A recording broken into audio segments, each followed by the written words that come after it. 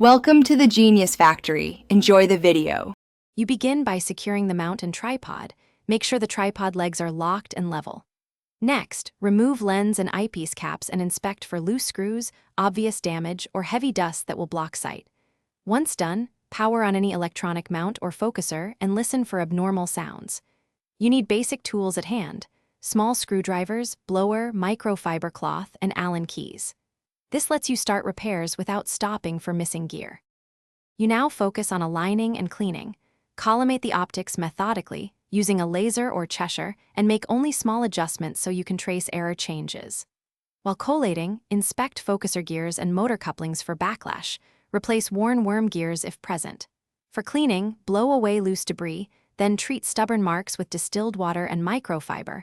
Avoid touching coatings. Once mechanics are smooth, test tracking slowly and observe star shapes to verify roundness and alignment. You finish by doing an on-sky verification.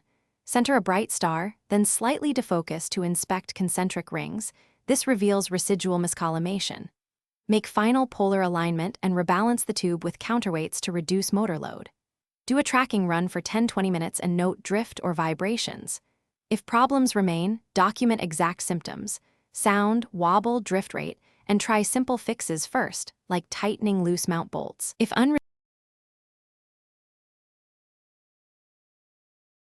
Thanks for watching. If you found this helpful, don't forget to like and subscribe.